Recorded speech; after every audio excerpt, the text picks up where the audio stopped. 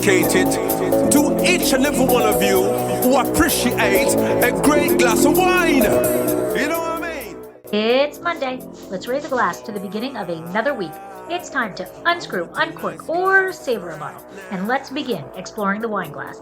Today, I am sharing an audio recording of an online seminar I attended from the Oregon Wine Board discussing Willamette Valley and its nested AVAs, directly from their site. If you've blinked in the last 3 years, you might have missed the announcement of one of the Willamette Valley's newest AVAs. We've welcomed 4 just since 2019. From the northernmost point to the southern core of this diverse region. Then there's Willamette Valley's Chardonnay. The region seems to be settling on a signature style. But what's next? This seminar, led by Master of Wine Bree Stock, will feature a distinguished panel to discuss the new AVAs and what they mean for the Valley's flagship Pinot Noir grape, the emergence of a golden age of Willamette Valley Chardonnay, and what's on the horizon for Oregon's largest growing region. Enjoy the conversation. It's a bit longer than typical episodes, but I think it is worthy of you sticking around. Plus, there is some talk about Cabernet Franc. While you are listening, please take a moment to rate and review Exploring the Wine Glass. Ratings are now available on Apple Podcasts, Spotify, and Audible. Taking 1 minute of your time is the only way the algorithms will suggest Exploring the Wine Glass to others. Sláinte. Oh yeah.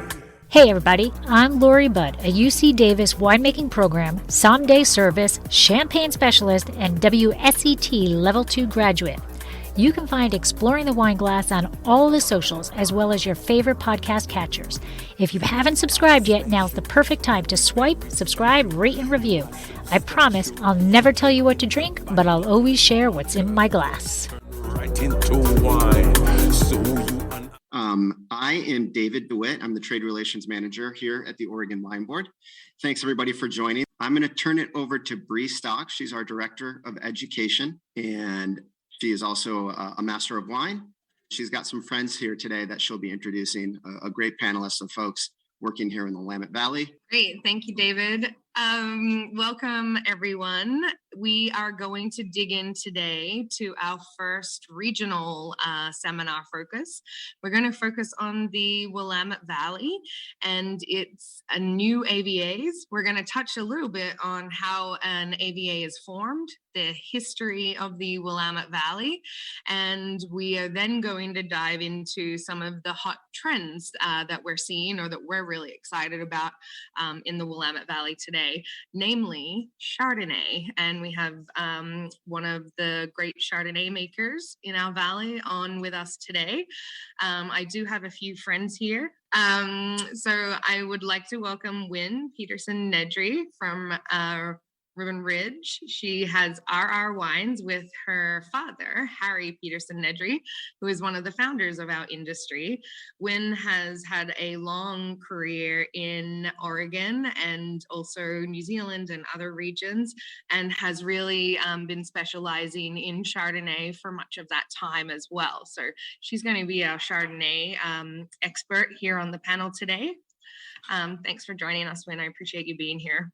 Thanks for having me. I'm excited to be here. Julia Burke is also joining us today, and she is the Education Director at Willamette Valley Wineries Association.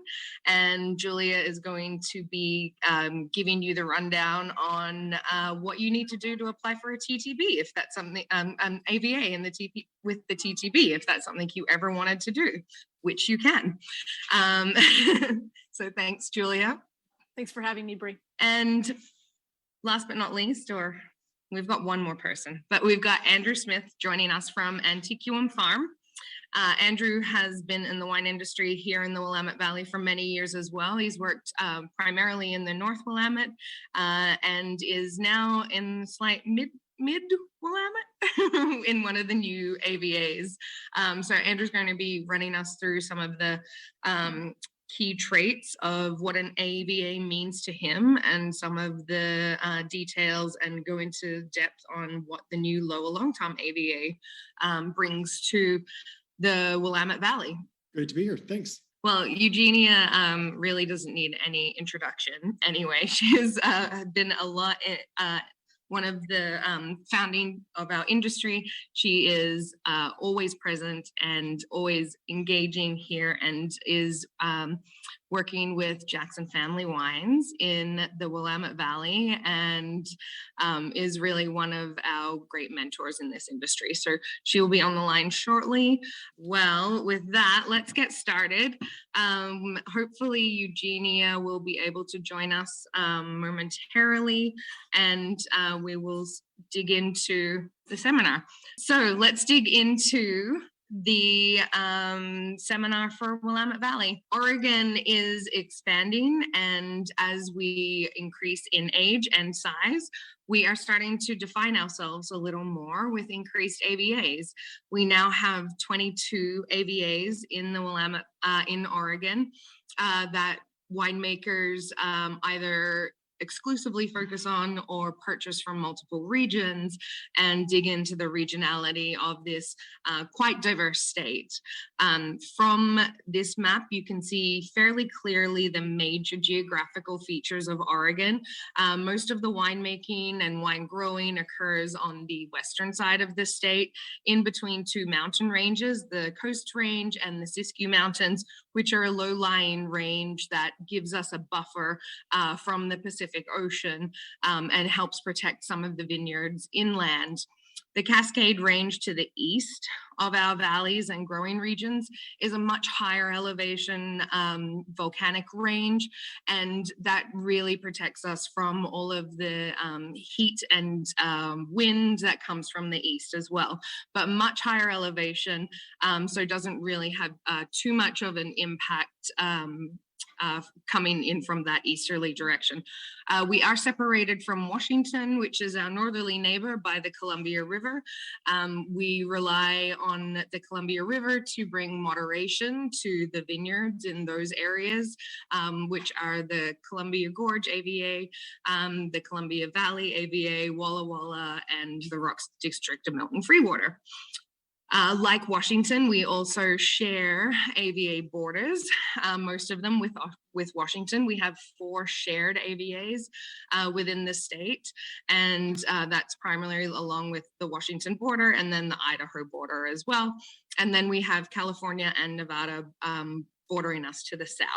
Getting into the Willamette Valley, which is our first AVA in Oregon, created in 1983.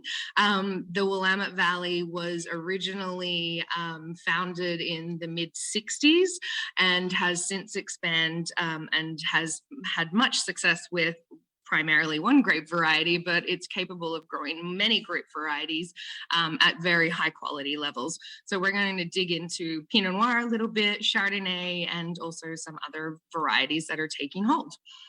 As you can see here, we are expanding within the Willamette Valley AVA. So there's several nested AVAs within the Willamette Valley now, which we'll get into shortly, but I wanted to give you this image so that you can see that most of the AVAs are in fact nested in the north of the valley, and Lower Long Tom, which is our newest, is in the south, down by Eugene. The history of the Willamette Valley, the Willamette Valley has been around since 1965. Well, it's been around for much longer than that, but the Willamette Valley as an AVA itself was established in 1983.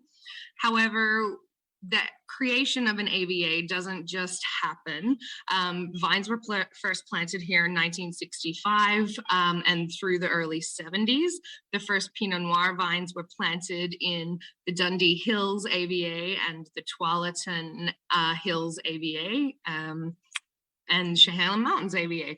So multiple founders were reaching out here, usually from exploring vineyards from California, often with a background in UC Davis, viticulture and enology, and really trying to find their place where they could seek out cool climate wine growing and high quality wine growing opportunities. So Charles Curry, David Lett, Dick Erath all made their ways to the Willamette Valley in the early 60s and established vineyards at that time. In 1979, the Eyrie Vineyards 1975 vintage South Block Reserve Pinot Noir, placed amongst the top Burgundies at a wine tasting in Paris. And this really shined the attention, or helped focus the attention of those in the area that were planting grapes at that time onto the grape variety Pinot Noir. And Pinot Noir plantings really started expanding then in the 1970s, which is when you find the majority of the founding wineries being established in the region. 1980 brought the Steamboat Conference, which some say is really why Willamette Valley and Oregon Pinot Noir has really taken to the, very fine, high quality in such a short time, is because of the culture and community of winemakers and wine growers that are in the Willamette Valley here. And Wynn, you could probably speak to this a little, because you would have grown up with Harry, really, digging into the development of Steamboat and bringing Pinot Noir comparisons together. So a community of people who really got together to bring their wines together to talk about them. Wynn, can you talk a little bit about maybe what the importance of Steamboat has been in the Willamette Valley? Yeah, you bet. So way back when Oregon was kind of first emerging as a Pinot Noir focused region, the necessity was there for people to get together in a technical way to taste through a lot of wines, and particularly put focus on those that they were having trouble with, so that troubleshooting could happen within the larger community. It was always meant as a no press, no media, nobody like that was intended to be there. It was supposed to be kind of a closed door analysis of people's winemaking techniques, and then kind of an advisory group to help basically boast the whole quality of everybody's Pinot Noir at the same time, with no judgment. So basically, you would bring your most flawed wine, or the wine that you had a question about, talk about everything that you could think of. And that Steamboat group would really help everybody kind of raise the level of their Pinot Noir production. So it was always meant to be really communal. And obviously, as a young person, I didn't really sit in on the technical tastings, but it was also a community building type of location where people could enjoy the evenings together and really spend summertime together, but also, be there for a purpose of bettering their winemaking. So that was always really important. It also corresponded pretty closely with the weekend of International Pinot Noir celebrations. So people that were in town from Burgundy or New Zealand or California were always welcome to join and bring their input.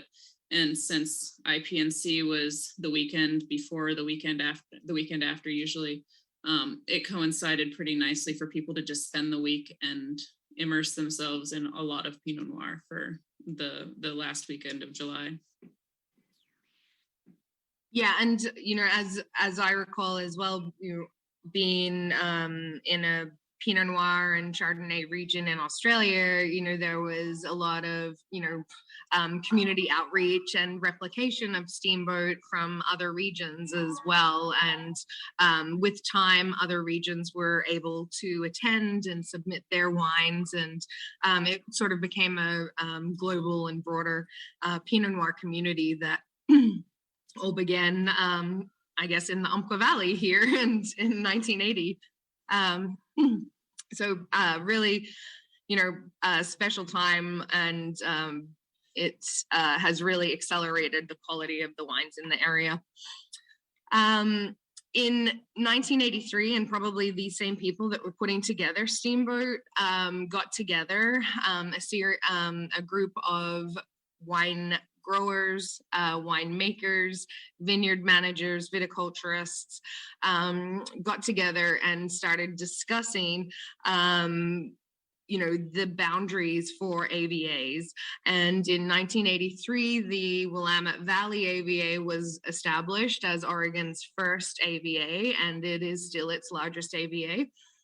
It's nearly 3.5 million acres in size and stretches from Portland and the northern boundaries of the Columbia River south to just past Eugene. And so really has quite an expansive region to cover. And we have what we're seeing today, and I think, Andrew will touch on this as well, is that we're seeing such an expansion of AVAs and also just places to further explore in this area as well. So people really dedicating themselves to, as the region matures, to getting an understanding and distinctiveness around that, the Pinot Noir styles in those AVAs. Then in 2006, the group, which I can see Harry in there, Win as well, was responsible for creating the first 6 nested AVAs in the Willamette Valley. And Harry would have definitely been in charge of Chehalem and Ribbon Ridge, where your first vineyards and winery were first established. And really starting to define the distinctive soils and terroirs, the elevation differences, the climate within those areas. So the Willamette Valley itself, a large AVA, is situated around the Willamette watershed.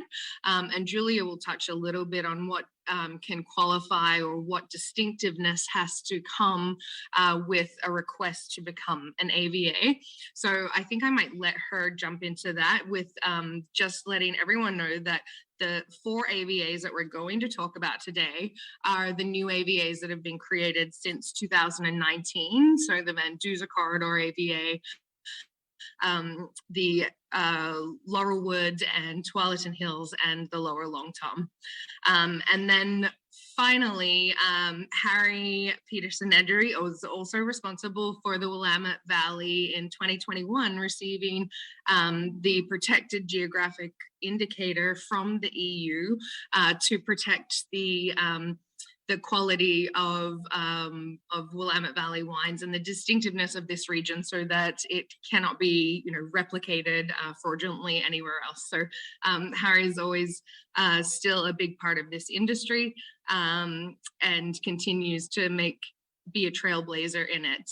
Julia, do you want to tell us a little bit now about the TTB process? I know you've dug in really deep to it. Yeah, I'd be happy to. So, I mean, in the wine trade, we love talking about AVAs. We love specificity. This is, something that is kind of intuitive once you are in the wine world, how important AVAs are. But it's really a great teaching tool for consumers as well. I always like to remind folks, when we're talking about Oregon specifically, we have one of the highest blending standards in the US. The federal level AVA blending standard is that 85% of grapes must be from an AVA that's named on the label. In Oregon, it's 95%. We really have a high strict standard for AVA protection.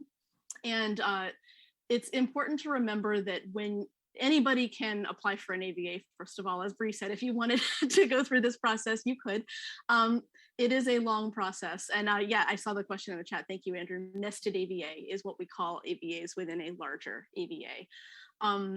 The process is a long one, so you'd have to have a lot of time, first of all, but you also need to be prepared to explain why this region has specific, what geographical, what sort of just landmark standards, what climate differences make this area create unique wine. Is there something about this region that warrants a specific wine, legally relevant wine designation? So you're showing that, okay, this area that I'm drawing the borders, and I'm showing where this is going to start and stop. You need to show that this area is unique from the area around it.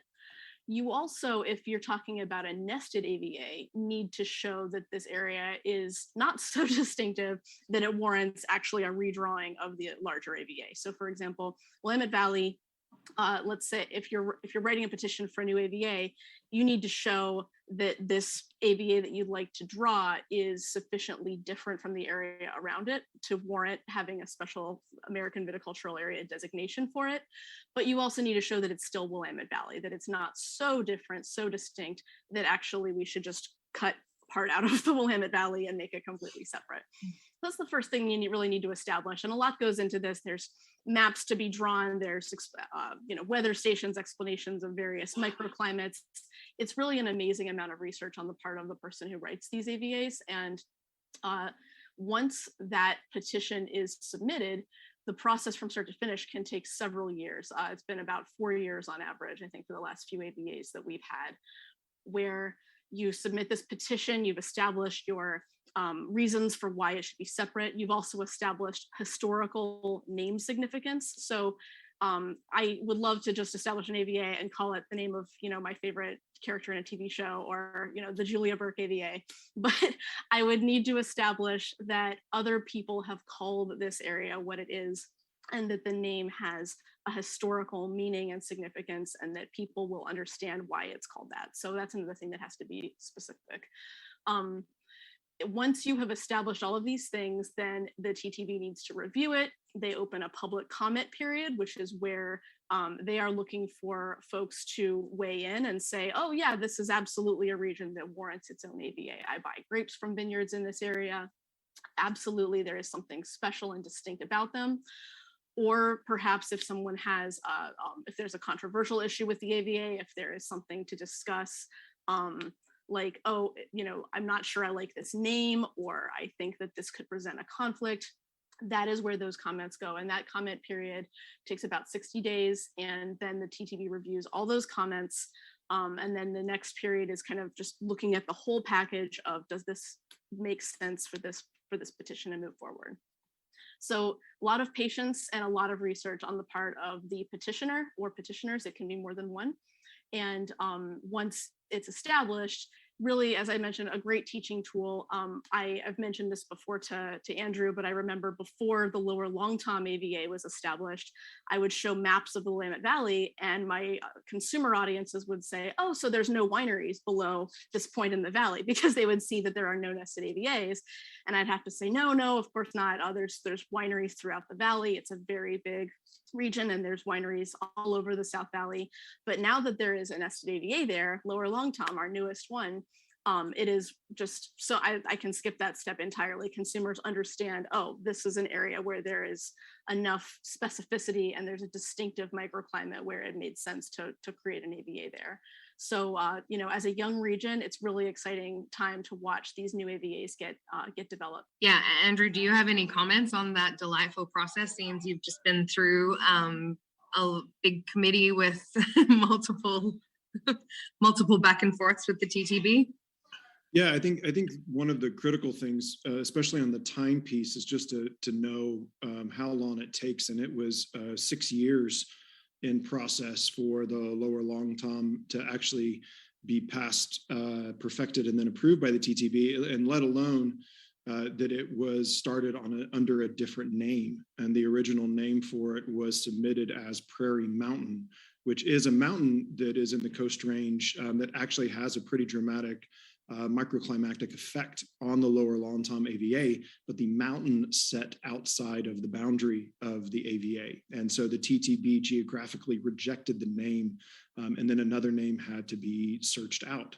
And the Long Tom River, the Long Tom watershed, we have the indigenous tribe that was part of the Kalapuyan tribe that lived in this area. Their name, and I don't know how to say it in Kalapuyan, but it was pronounced something along the lines of Long Tumler, and that's where Long Tom came from. So it's not even just as simple as submitting your application. The approval process is real, and especially on the naming side, you have to show some sort of historical relevance and significance to the name that gets chosen. So you can't just choose one on a whim and run with it, and just because you like the sound of it. And then you also run, of course, into other complications. For those of you familiar with the Willamette Valley, where we have a winery called Willamette Valley Vineyards, who is subject to rules and regulations because of sharing the name with the AVA that the rest of us don't have to deal with. which is pretty interesting. So pretty complex, and you have to be pretty committed to wanting that defined place if you're going to jump into this whole process.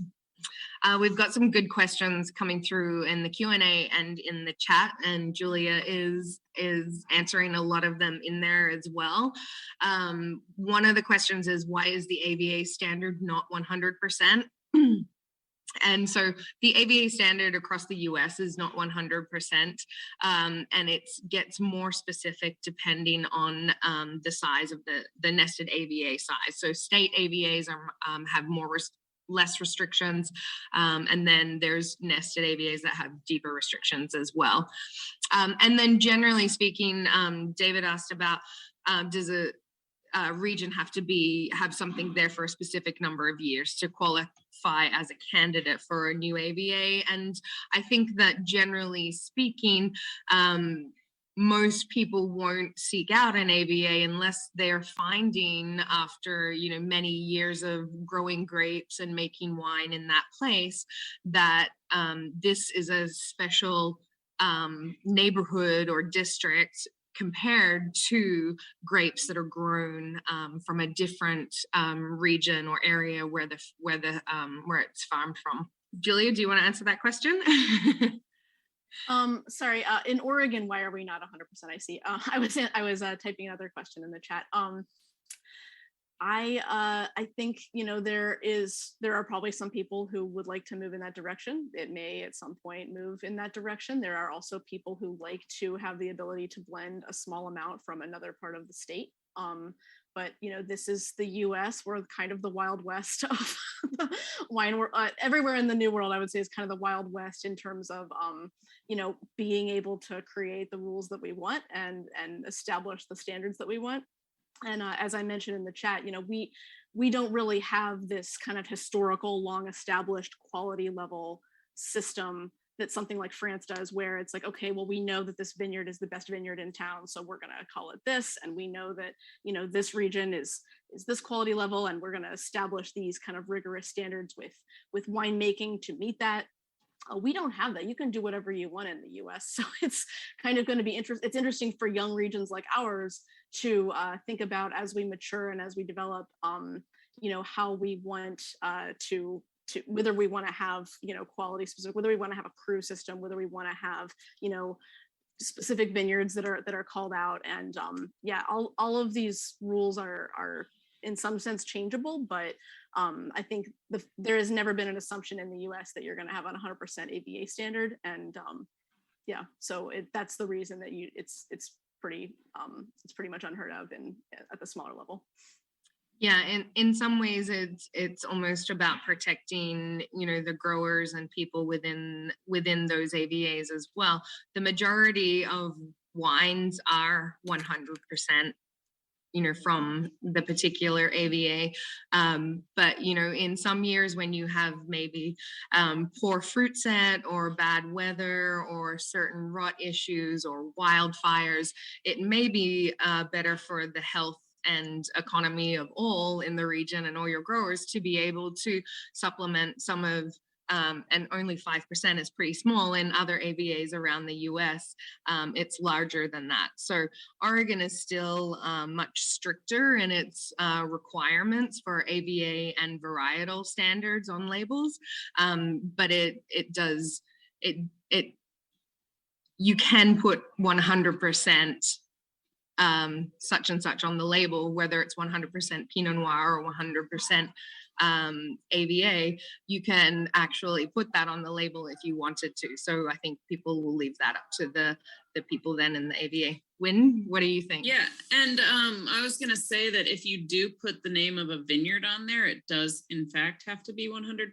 So that's one place that I see most people putting the vineyard and the AVA in the same line on their labels. And in that sense, you would always know that it's 100% from that AVA, because you can't blend anything in if it's vineyard designate. So yeah, exactly. Do the blending regulations align with the dominant traditional grape varieties of the Willamette Valley? Let's bookmark that question for later.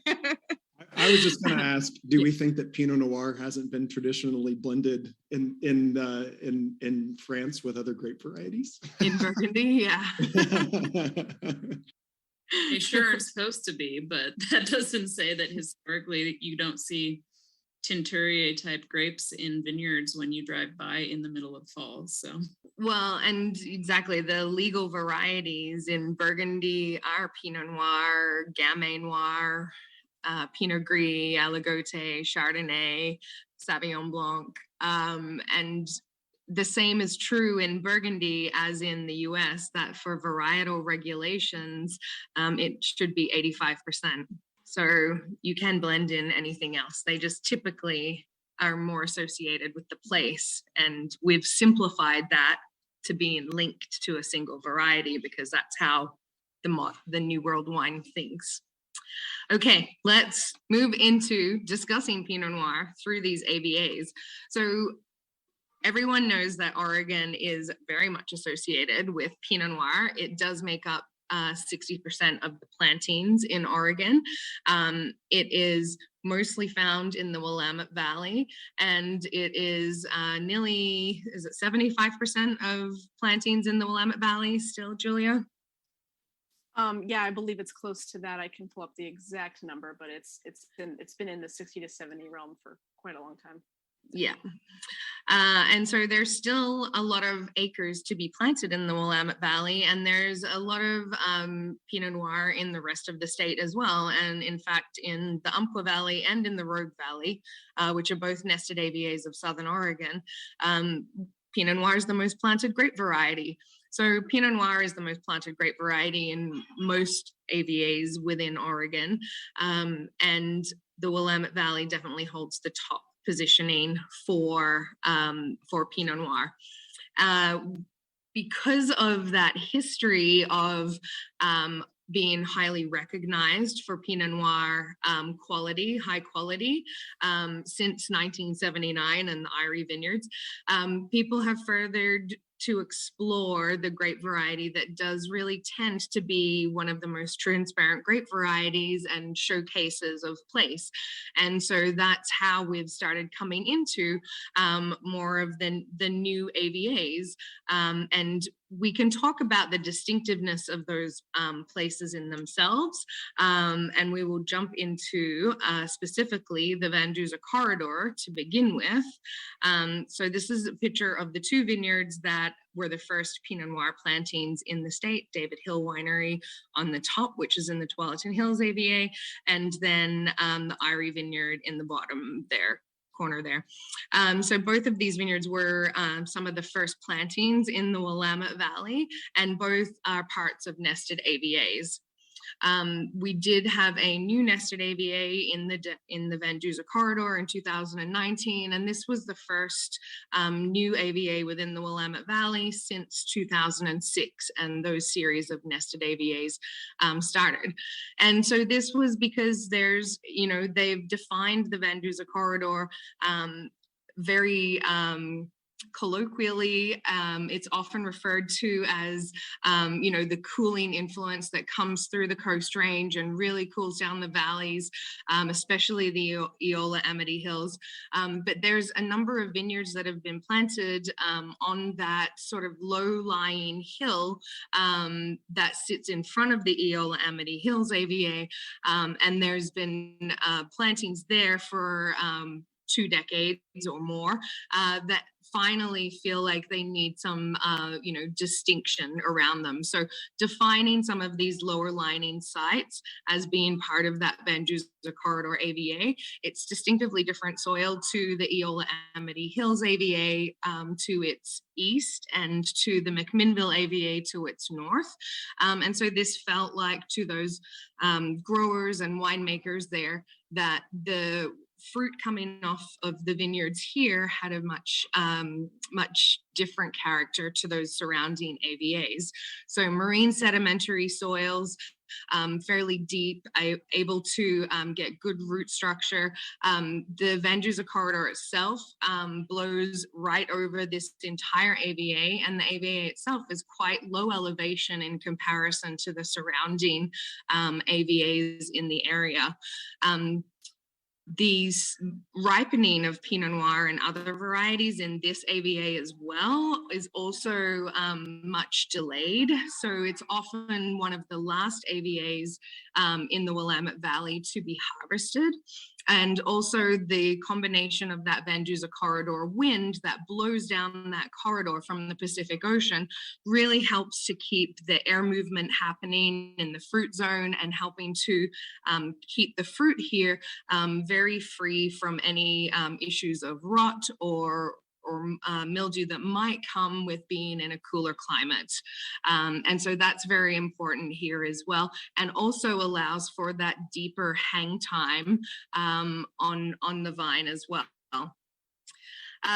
Also, because of those winds, the grape berries and bunches themselves tend to be a little smaller, have slightly thicker skins, have slightly higher skin to juice ratios, have a little more tension and phenolics on the palate, and help to retain their own natural acidity in that AVA area. And so the wines tend to have a vibrant acidity to them with nice structure and really juicy acidity coming from there. Wynn or Andrew, either of you, have you worked with Van Duzer fruit? Do you seek out different AVAs for some of your bottlings? What's the meaning of a new AVA to you? I haven't ever worked with the Van Duzer corridor fruit personally, but I've worked with a lot of Willamette Hills right on this kind of the border there, and I think everything that you kind of explained is pretty spot on. I do seek out those kinds of nested AVAs that are really distinctive. I think as we're talking about new nested AVAs and we talk about the Laurelwood District, I think that one's really interesting because most of the vineyards in that nested AVA are called out because they do have the Laurelwood soil. I think it's really interesting to see the distinction that soil in one region can make. And in Van Duzer and Willamette, I'm sure there's kind of a mixture of some of those soils, and to see like volcanic soil from Willamette or Van Duzer versus volcanic soil from Dundee Hills. I think even though they're the same soil type, the region that it's grown in and the influence of elevation and wind and aspect towards the sun really does make a difference. So you could have completely different wines coming out of Van Duzer as you would from Dundee Hills or from Yamhill Carlton, even if there is some of the same soil type. So I think that kind of distinction is what makes it a valid AVA. Yeah, absolutely. And I think you do definitely, as the more time you spend here, you start to see those distinctions coming through in the fruit flavors and the wine flavors and the structure of the wines as well. There's definitely a conversation around the microclimates or those microclimatic impacts that are happening in each of these nested AVAs. Actually, Wynn, while we've got you up here, I'm going to get you to roll right into Laurelwood District since you've spent so much of your time in the Chehalem Mountains AVA. And now, a word from our sponsor.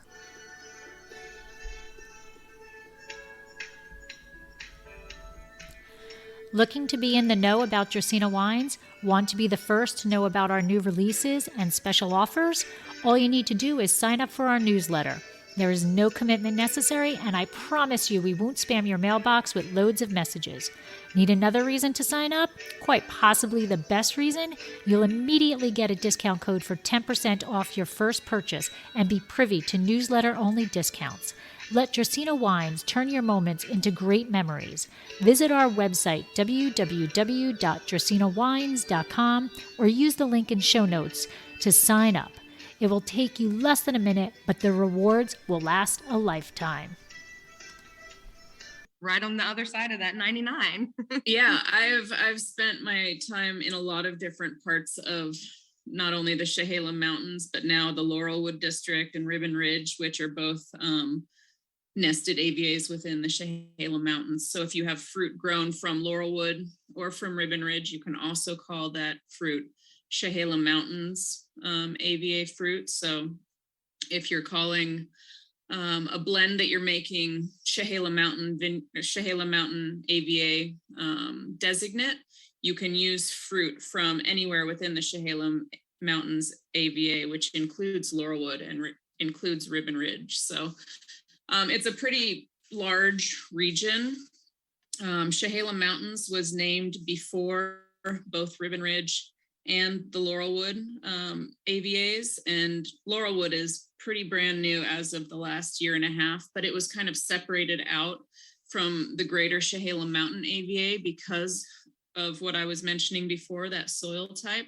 It's really distinct. It's actually the Laurelwood soil type, which is a subset of some of the Missoula flood silt that was brought down eons ago from big glacial meltings and refreezing and melting and refreezing from Canada and Montana. So if you're aware of those cataclysmic floods that basically created the Columbia Gorge, that's where the soil type from the Laurelwood series came from. So it was this flooding over and over that deposited this silt matter that's really fine, gives really elegant Pinot Noirs. The experience that I have with the Laurelwood series always gave more red fruited Pinot Noirs, more elegant tannins, probably in contrast to the Van Duzer corridor fruit that you were just talking about. There isn't nearly as much wind. It's almost more of like, it's not a valley in any sense, but it's a much more gentle slope.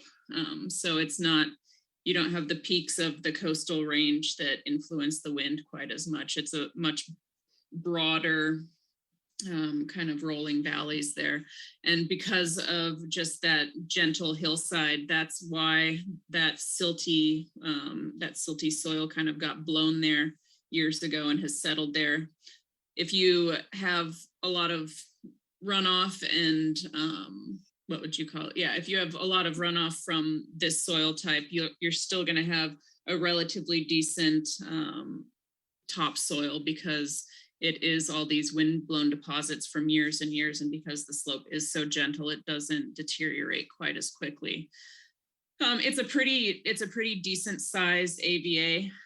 I know that Chehala Mountains was one of the larger AVAs in the early AVA designations, but now having Laurelwood kind of sectioned out of it, Laurelwood is probably the predominant soil type in that Chehala Mountains area. So yeah, I think the more delicacy, the prettier tannins, the more elegant tannins, and kind of just more red fruited, beautiful, classic Pinot Noir, in my opinion, is kind of the main characteristics of those, and a great place for white wines as well. So any of the Chardonnays and Rieslings and Pinot Gris that I've made from these sites over the years have been really acid driven and bright and pretty, not quite as much of the ripe peach that you would get from somewhere that's a little bit sunnier or a little bit warmer, but more of like a citrus driven whites.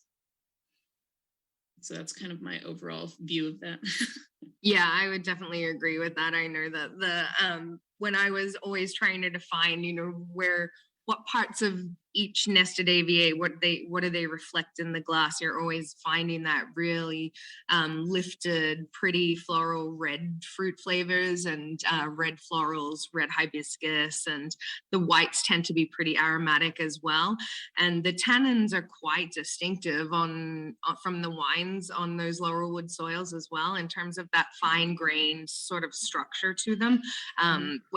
When you really do taste them next to other AVAs, I find they're quite distinctive as well. It was a great summary. I always called it kind of a silk nap. So not like chewy or dense, but more just pretty and elegant and just textural. Yeah, really textural. I love that. And yeah, some of the best Rieslings as well. I don't, all the Rieslings that I always gravitate to, I find come out of these Laurelwood soils as well. They're really pretty. Yeah. So that's the Laurelwood District AVA, and really was some of the first founding plantings. Ponzi was one of the first up there as well. The second AVA that we're going to discuss is the Tualatin Hills, which also came about in 2020 at the same time that the Laurelwood District AVA came about. And there was, it's the Tualatin Hills because it's defined around the Tualatin river watershed.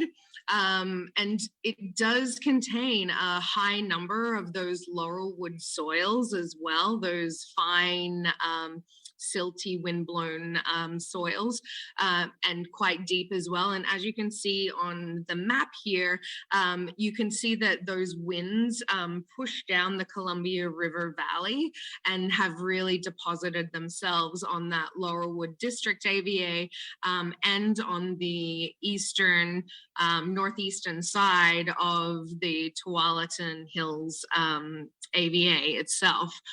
However, the soils in the Tualatin Hills AVA are not quite as uniform as those in the Laurelwood District.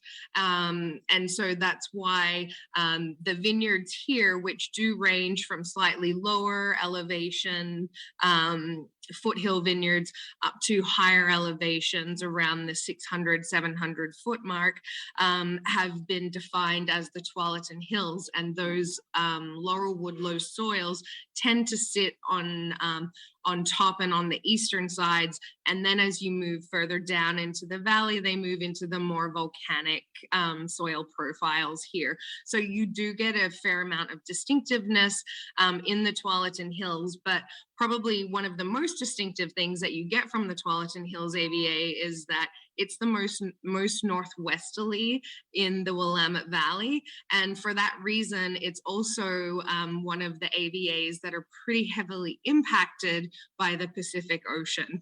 And while we talk about the Van Duzer corridor, you could sort of refer to this as being in the Tillamook corridor, because that highway runs right out to the coast, and that all of the fog and rain and wind from Tillamook get really funneled down that valley in the Tualatin Hills AVA. And so the wines here are slightly more impacted by that wind, which really is what separates them from the Laurelwood District AVA. Similar soil types, so you get this bright, flavorful fruit and good high acidity, very red fruit flavored and very high aromatics in terms of the whites. But you do sort of get a slightly more savory or rustic tannin profile because of that wind influence coming through on the berries and thickening those skins a little bit. The grapes here are often a couple of weeks later in ripening and in harvest than the Laurelwood District and most of the other northerly nested AVAs like Chehalem or Dundee. So Tualatin and Van Duzer corridor and Eola Amity Hills, those sort of later impacted windy AVAs are really the ones that tend to be a fair bit later in terms of harvest. And then, of course, it always depends on where in the valley or what your aspect of slope is, your vine age. Younger vines tend to ripen earlier than old vines do. So there's a whole lot of complexity that comes into, when you're discussing what makes an AVA, so to speak. And then there's a question in the chat coming through. Tualatin Riesling has always been amazing. Yeah, again, it's those really fine-grained soils. They tend to retain the water a little better as well. When you add water to them, they're very fine, powdery soils. And when you add water to them, it almost becomes like a clay paste almost. And so during our wet months, which are apparently April is still a snow month now, but during our wet months, these soils really do help to soak up all of that water and retain a lot of the moisture, which really gets them through the growing season and helps moderate their phenolic ripening and physiological ripening throughout the growing season. So very different characteristics from these soils and from these two new AVA which is why they were created. So I'm sure that we'll start to see a little more vineyard plantings happening in these AVAs and more characteristics, defining characteristics coming from them as more people start to discover these wines as well. And Andrew, I'm going to let you jump in about the lower Long Tom AVA. And also I want you to touch on, why AVAs, nested AVAs, or why AVAs are important to you, or if they are, or if they're not. Discuss. Yeah, I can answer all of those questions. I think what's important, Julia, I don't know if we can flip back or someone flip back to a full picture of the Willamette Valley to again, just recognize how separate the lower Long Tom AVA is from the rest, as Julia was pointing out earlier, that there is, for the long time of answering, so there's nothing else down here. I think it's important to note that within the northern Willamette Valley, we're probably 400 some odd wineries in the North Willamette Valley at this point. And in the same geographic area in the South Central and South Willamette Valley, there's about 25. So it's not that far off to say that there aren't any by comparison, but grape growing and winemaking have been happening all over the Willamette Valley since the mid 60s and into the 70s, and the first real commercial vineyards established in the lower Long Tom in the early 1980s. Granted, you can also go just about to a lot of other states around the United States and post-prohibition start seeing grape growing and winemaking happening in the 70s as it became also a cultural thing. And that's a big driver for also how we see wine, not just on the West Coast where we grow a lot of grapes, but also around the rest of the country as well. So specifically for the lower Long Tom, when we were thinking about what it was going to look like to file for it, what does the petition look like? One of the interesting things is we talk about the Missoula floods and the impact of those floods in the Willamette Valley a lot. Those coming down the Columbia River Gorge and into the watershed of the Willamette Valley, they actually didn't have much impact as they got farther south. So those flood levels basically petered out, and the elevation in the Willamette Valley rises as you go south. So where the lower Long Tom starts in terms of elevation is right around 400 feet, which is untouched by the Missoula floods. So the soil composition is largely ancient marine sediments from when this part of Oregon was the bottom of the Pacific Ocean that then was pushed up due to cataclysmic geologic activity. And what has happened in that lift is that, while it was still the bottom of the ocean, that there are undersea lava flows going on as the earth is essentially settling. And so with that uplift, you end up with some volcanic layers on top of marine sediments, but those volcanic layers were cooled under the water rather than being weathered like you might find in the Willamette Hills or up in the Dundee Hills in the northern part of the valley. So that's one particular thing, that soil type it is a homogeneous soil type for all of the lower Long Tom AVA, which is called bell pine, is that mix of sedimentary and volcanic. The topsoil, that volcanic layer, can range usually from around about maybe 50 inches at the deepest to about 8 at the thinnest.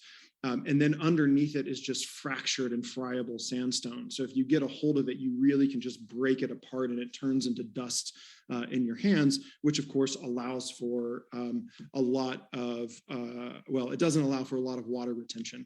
We'll say it that way. So there tends to be a bit more of digging for water. We're also in a little bit of a rain shadow, so nestled in just to the foothills of the Coast Range, which you can see in the photograph. That's actually a photograph of Antiquum Farm on the presentation, and that it is just timberland until you get to the Pacific Ocean. So that rain shadow does have an effect where even during the harvest season, the city of Eugene is about 20 some odd miles as the crow flies. It can be pouring rain in Eugene and still be dry out at the farm, out in the lower Long Tom AVA. So it really does have a significant impact. There's lots of other things, microclimatic things, wind patterns, all this kind of stuff that we can get into. But in the formation of the AVA, it really is it's a group of people coming together to say, we've been here, we are here, we're farming here, we're working here, and we're looking for some sort of recognition in order to be in a delimited area. It is still not defined as to what the wine quality, character, and perspective is from the lower Long Tom AVA. Some of that is just the lack of concentration of wineries and vineyards. I think we have 10 producing wineries in the appellation at the moment. If you were to head, of course, north into the Nested AVAs, the Van Duzer corridor probably has about the same amount, a bit more acreage of grapes, but particularly as you get into Yamhill, Carlton, Dundee, Ribbon Ridge, that concentration goes way, way up. And there is more of a defined character to actually see from producer to producer to producer, but it didn't just come out of nothing. It's because the people were working there, sharing ideas. We talked about the Steamboat Conference earlier in the presentation. Those kind of key things that have driven a lot of what has happened in the North Willamette Valley haven't touched as much down in the South Willamette Valley. So with the lower Long Tom, there's a really big question about what it will be. It's not so much about what it is. What it is small farms, largely working in their own little pockets, doing the work of grape growing and winemaking, making the best of the businesses that they have. Most of the wines made in the lower Long Tom, you actually won't see around the United States, not even outside of the country, because there's just not much of it. And most of those wines that are made in a provincial way service the local population. There's a few wineries, Antiquum Farm included, Broadley, Brigadoon, that do have a bit more national reach. But again, this is about what happens next. And from our lens, there is a really big important piece about cultural terroir. So we talk a lot about sort of, the impacts of climate and soil and everything else, but the people really make a big difference. So what practices, now that we have this thing formed, how strong our community is, the decisions that we make, the people who come exploring, who might want to plant vineyards in a new appellation. There's some sense, I think, really where it's still quite possible that, when we're talking about Pinot Noir, that the best Pinot Noir vineyard in Oregon has yet to be planted. And that kind of exploration can be really exciting. And maybe that place is in the lower Long Tom. Maybe it's somewhere on the east side of I-5, closer to the Cascade Range that we just haven't gotten to yet. I mean, you have to also remember, and if you look at the picture of Antiquum Farm in the corner, and you see all that timber, that is still the majority of the land as we get close to the mountains on either side of the valley. Is it's a lot of planted timber for the timber industry. That is not technically forest. That's a house. Those are a lot of houses planted and being prepared to be harvested. And so there's still more exploration to do. And certainly I think the lower Long Tom, as we see other new AVAs, nested AVAs get established, they become a great question of who will make the impact and what will we see, what will the community look like, and how will culture drive the terroir, so that maybe in another decade we can talk about the lower Long Tom in the same way as Ribbon Ridge, as Dundee, as Eola Amity, as Laurelwood, as the Chehalem Mountains, and have a better understanding of what it actually means for the wines. But luckily, I mean, at this point, we're excited that it's up to us to find out what that is. So I don't know, come plant a vineyard. Is that what I'm saying? Now I want to come get some land down in lower Long Tom. Okay, so the price of grapes just went up, and it's part of the joy of this. I mean, I think someone asked a question, and maybe it was answered a little bit earlier in the chat, about the association of wine quality and a nested AVA. And even if we looked at like an AOC or whatever other delimited term we're using around the world of wine, I personally don't see any sort of delimited area as being necessarily correlated to quality. Quality happens because the people are there doing the work. It's not the governmental agency circling a piece of land and saying, well, thanks for proposing this, now we have a boundary. Like, that doesn't mean that outside the boundary, the quality is any different, or that inside of it, the quality is somehow better. The quality remains up to us when it comes to our own grape growing practices and winemaking. I think that's what the important differentiator is between, you know, the conversation about crus and Grand Crus and the more traditional Burgundian system or French system, then the AVA system in the US is much more about what does this piece of place mean to us, and it can be more of that cultural conversation, the cultural terroir of that AVA in place. And I think when Ribbon Ridge has sort of defined itself in its TTB application as being a, you know, organic, you know, focused AVA, where all producers sort of, you know, prescribe to organic farming practices. So that's sort of the power of where where the AVA can go. Yeah, we kind of have a self-prescribed sustainability movement, and so the idea is for everybody to either be live or eventually go to organic or biodynamic, and I think that's the first AVA. Because it's so small, we can do that. There aren't that many grape growers in that one little AVA, but that's the power of being part of an AVA community, is being able to sway the other people in your region into, if you all have a similar mindset, getting on board and coming together for a joint purpose. Yeah, one of the conversations that we had in the establishment, which this will get to a question that popped up about vineyard acreage price, is that an AVA is not a magic fix. It doesn't magically make people think that you make quality grapes. Now, it lets people know that there are wineries in our region on a testable level, for sure.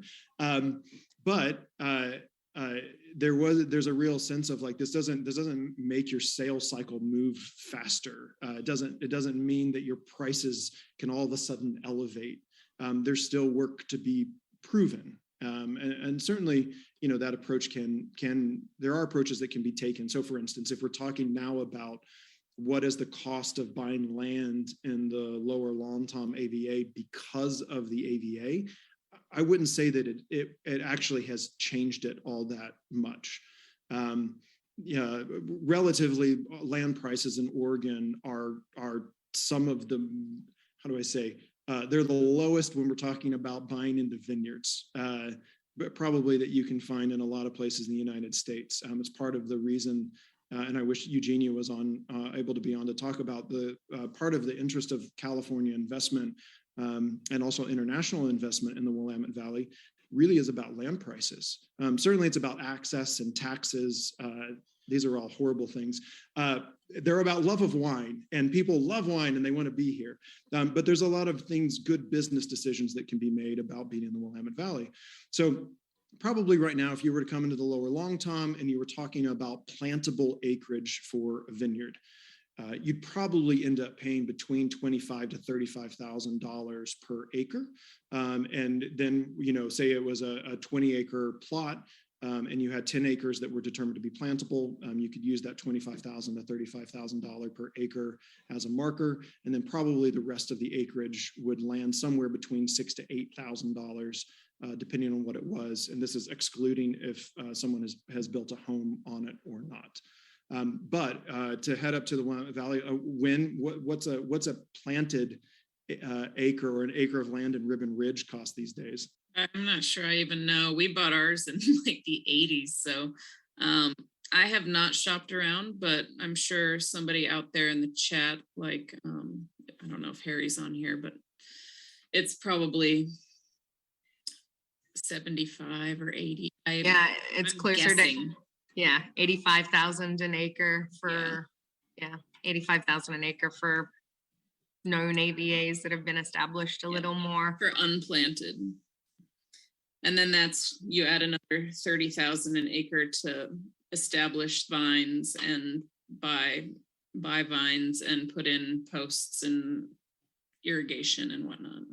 Again, it depends which part of the AVA you might be in, what vineyard you might be planting next to, if any. Are there any others in your neighborhood? Because we're still looking at fairly large AVA sizes. So Ribbon Ridge is very tiny, so there's not a lot of plantable acreage left in Ribbon Ridge. So I would think that the pricing in Ribbon Ridge is going to be a lot higher than say in some of those other AVAs as well. So I think there's a lot of things to consider there, like with any real estate purchase. But there's definitely, a reason why a lot of Californians and French investment is coming to Oregon. And I think, yes, price has a great deal to do with it, but also the natural resources that are around it, the access to water, the fact that we still have water the majority of the time. There's generally not a lot of hazards in this area yet. So I think there's also those considerations from a sustainability aspect, and also the high reputation for Oregon wines in general, and Willamette Valley wines, and the varieties that come from there. Pinot Noir obviously is one of those varieties, but we're now starting, as a good segue, to Chardonnay.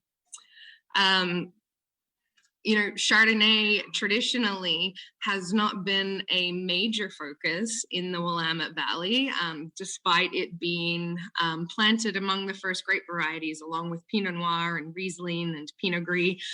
There was Chardonnay planted. However, at the time, it tended to be a clone of Chardonnay that was unreliable in its fruit set. And then the further clones that came into Oregon as well tended to be higher yielding clones of Chardonnay, and really didn't seem to fit the American palate for Chardonnay in the 70s and 80s that Chardonnay around the world had at that time. But now it is really coming on strong here in the Valley. And I'm not sure I know that we've gone from 4% of plantings of Chardonnay to 7% of plantings, but these figures really only talk about the actual producing acreage. And we have to remember that the establishment of a vineyard takes several years. So while it says 7% right now, in a couple of years, this is going to flip very quickly to probably become 14% of plantings in the Willamette Valley. And when you have really, been a part of the Chardonnay movement from the very beginning here in the Valley, and working with so many different clones, different winemaking techniques, and really been part of the new plantings that are happening here. Do you want to talk about what you've seen and what you're excited about by Chardonnay?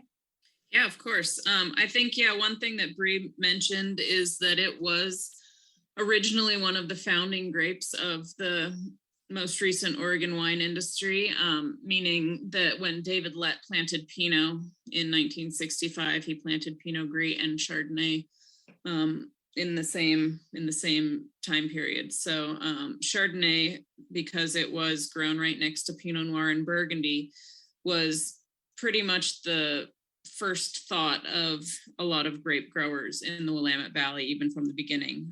So it was, it's the white pairing to the red wine of Pinot Noir. So it's been here since the beginning, but I think in the beginning, where a lot of the US wine grapes were coming from was California. And so because California has a much different growing climate than Oregon has, especially in the early days, a lot of those clones that people were bringing up from California to plant here in Oregon weren't ripening as fully as we would want them to. We love our acid in Chardonnay, but there's a difference between having some acid in your Chardonnay and having some Chardonnay in your acid. So those grapes were just, it was almost undrinkable in some cooler vintages back in the early days. So the clones were really frustrating, I think is the best word.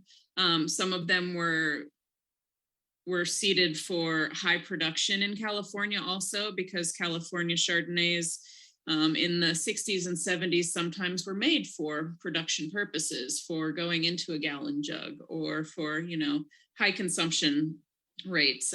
And it wasn't necessarily made for the boutique style that Oregon has been fostering. So not only did we need, smaller cluster sizes, we needed later or earlier ripening styles. So a lot of that changed in the late 80s when David Adelsheim, he was pretty much the spearheader of bringing in a lot of Dijon clone Chardonnay into Oregon. Dijon clones arrived in the late 80s, and it really changed the way that Oregonians were growing Chardonnay. These Dijon clones were suited more for the French climate than for Californian climate, which means that they could ripen in slightly cooler temperatures and shorter growing periods. They had smaller, high density clusters like the Pinot Noir clusters that we're used to here. And they did still have acid, even though reaching full maturity a little bit more quickly.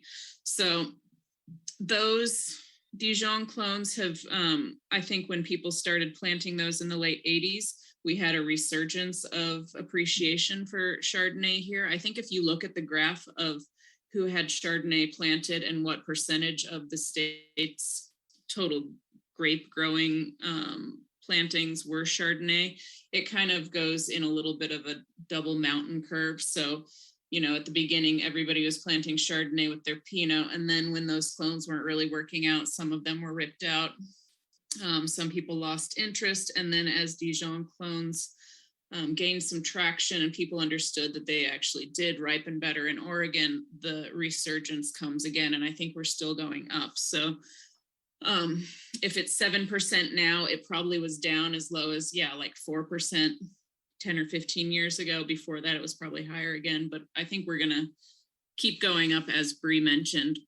So those Dijon clone Chardonnays really ripened more fully here, gave us more of kind of the fully ripe phenolics, the fully ripe flavors that we were looking for. And then as the climate started to warm up a little bit more, some of those previous clones that people had maybe taken out started making more sense again. So we're able to ripen some heritage California clones here in Oregon that we weren't able to get fully ripe 10 to 15 years ago. So people are starting to plant again some of those clones that have kind of made their mark in California Chardonnay growing regions. So things like Mount Eden, things like Wente clone, things like the 108 or the those Draper clones. So things like that can get more flavorful here than they could in the past. And especially if you've got a warmer site, you can plant some of those bigger production clones that that can get you to the point that you want to be. I mean, it's all stylistic here in the Willamette Valley too. There are some people that would prefer the clusters be as big as my head, and there are some people that would prefer that they be the size of my fist. So I think the variety that is available and useful here in Oregon now is really making a big difference. So I think you're going to see a lot more Chardonnay, anywhere from stainless steel fermented and bright and flashy, and slightly larger production, to really fine, high quality Burgundian style Chardonnays that are made from, 2 tons an acre, 2.5 tons an acre, 3 tons an acre, just like Pinot Noir is. So, intensity of those flavors, and not necessarily super ripe, but intensity of flavors and acid balance and all of that. So yeah, I think with the Dijon clones, and now with some climate change, we're really seeing the full potential of what people want to do. And we have a bigger palette, not this palette, the palette like of colors, of flavors, of clones to work from. So yeah, absolutely. And I think that complexity is really going to give us, like with Pinot Noir, a lot deeper conversation about the variety in the Willamette Valley. And when you mentioned something that I would like you to come back and touch on, because it's something that we all talk about here in the Valley is that, I guess, more Burgundian style of winemaking.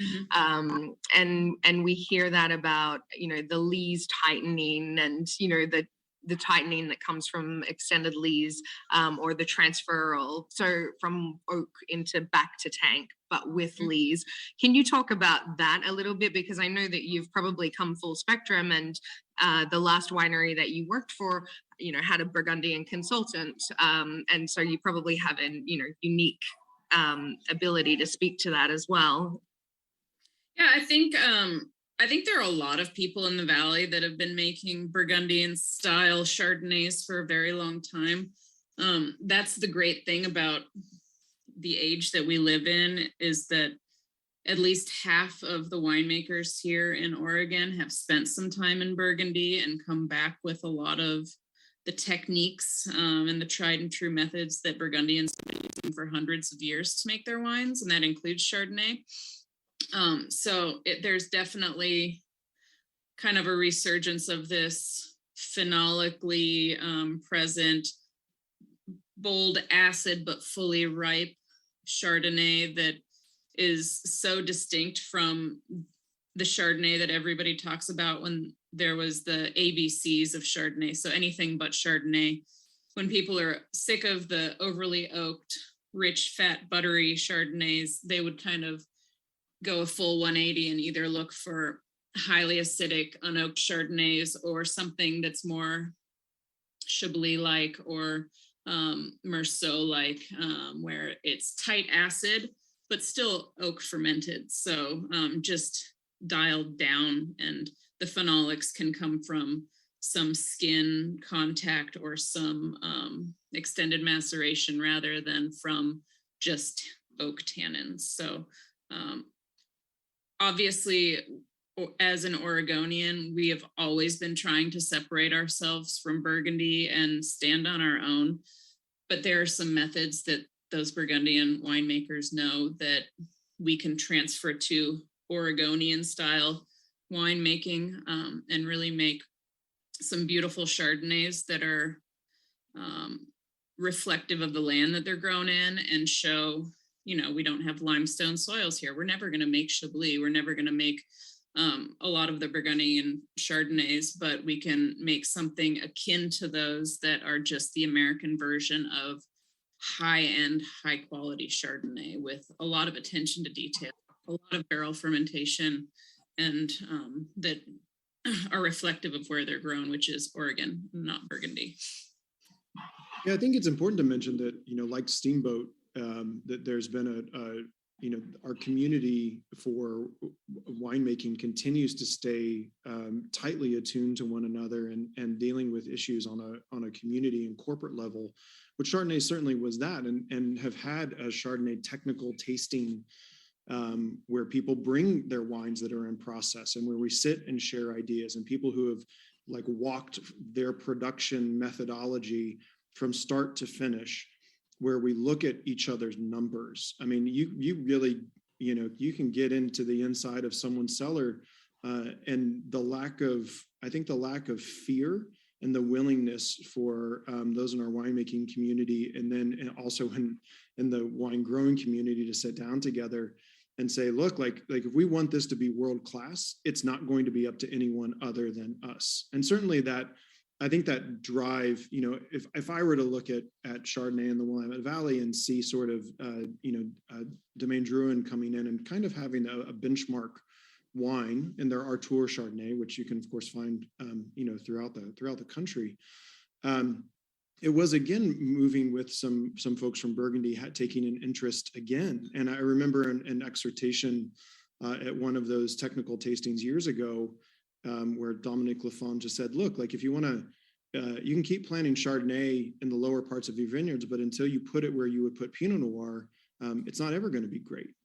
You've got to take the best land and put it with the grape that you want to make the best wine from. And I remember that distinctly, going, maybe we need to keep pounding at this thing and think more differently about it. And the Willamette Valley community is one that comes together that kind of bears it all and says, how are we going to do this? I would say when maybe since you've been here longer, you have maybe a little bit of a different timeline, but particularly like the last 10 years have been really extraordinary for Chardonnay production. The last 10 years has definitely been when Pinot Noir has finally hit its best stride. And I don't think there's a lot of room for improvement in Pinot. And I think winemakers are constantly looking for more barriers to break. And so Chardonnay was the obvious next thing, even if there's more amazing Pinot Noir you can never know enough about it. But we got to a point in the Willamette Valley where Pinot Noir was steadily really great quality. And so I think that's the perfect time for another grape to make its kind of appearance and get a lot of attention. So yeah, it's probably the last 10 to 15 years for Chardonnay for sure. And it also coincides with more investment and more outside money coming into the Willamette Valley and really infusing what's possible here. I mean, back 30, 40 years ago when people were making wine, they had to go to California to buy supplies and have things sent from France. And now that everything's more accessible, everybody's making better wines, and you can really focus on more than one grape variety to really make the mark here. Yeah, and I think it's important to remember that, Burgundy is there's more Chardonnay planted in Burgundy than there is Pinot Noir, and then there's an entirely other grape variety, Gamay Noir and Aligoté.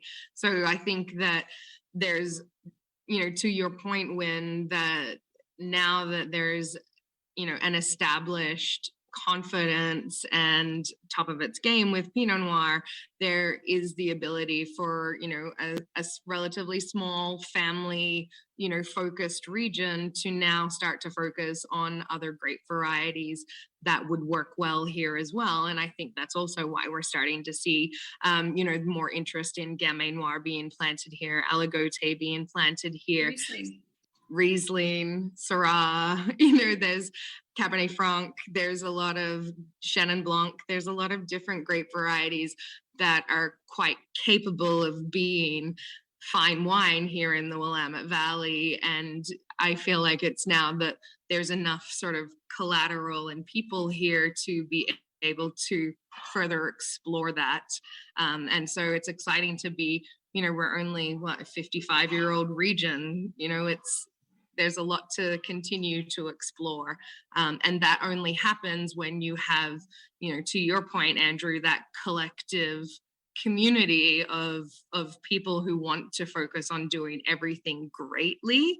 But the more people you have here, you have the ability to, really focus on a number of great varieties for the region, not just a single one. Not that Pinot Noir is going anywhere by any stretch of the imagination. Now's the time to talk about the resurgence of Pinot Gris. Yes. Old vine Pinot Gris. Old vine Pinot Gris. I feel like, that's one thing that will distinguish, great Pinot Gris from good Pinot Gris is age of vines. And that's, any grape variety you could say that for. Yeah. I think the age of vines is very reflective in the quality of the wine.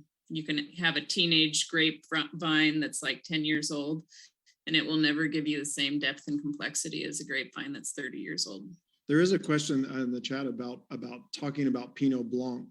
I'm not entirely sure what to say about Pinot Blanc, but having made a good amount of it, there's not a whole lot of acreage in the state, and that runs. If you're tracking the conversation about how many acres of Pinot Noir there are in the state, and then you saw how many acres of Chardonnay there are, there's only one more grape that has more acreage than Chardonnay, and that's Pinot Gris at about 5,000 acres.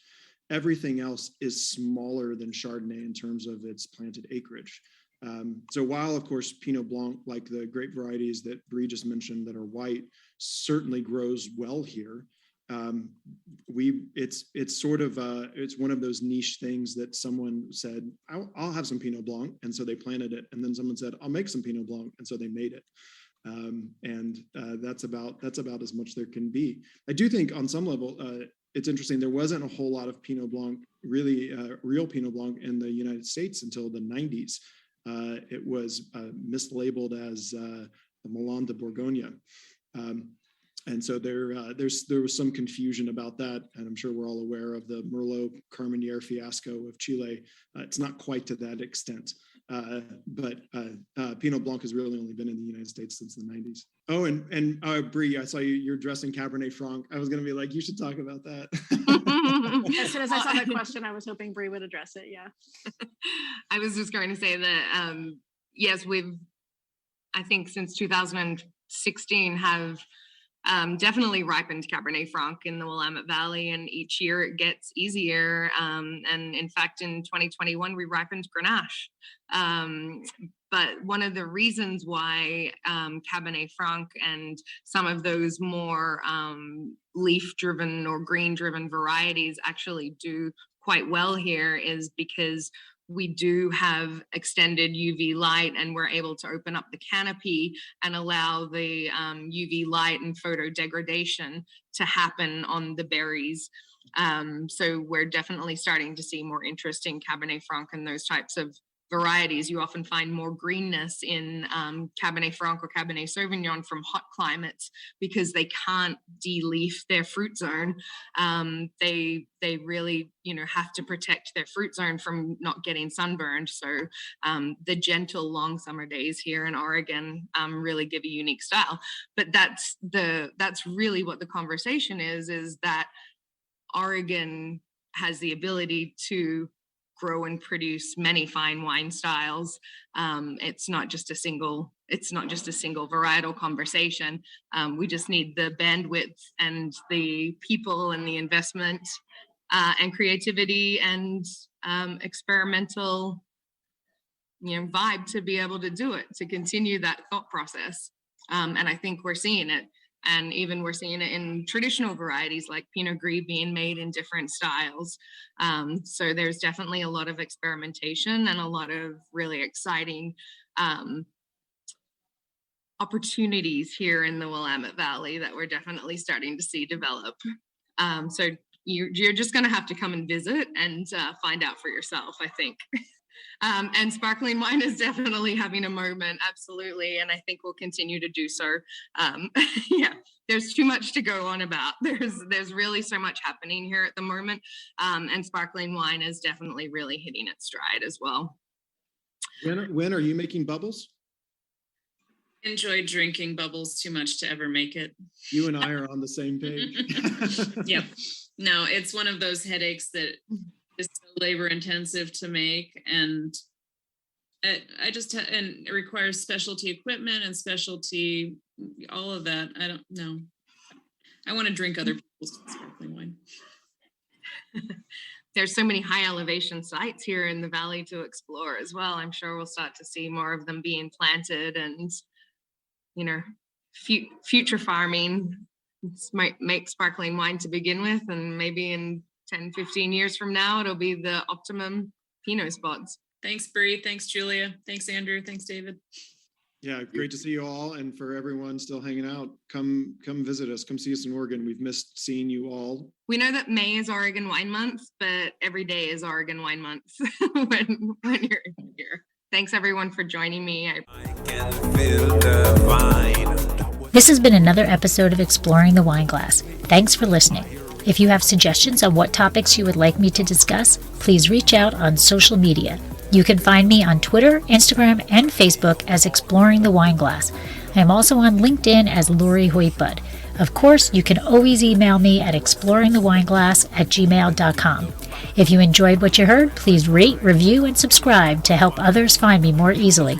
And most importantly, tell your wine-loving friends, because if you like the podcast, they will too.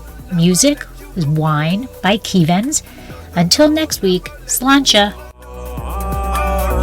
I want to last right now.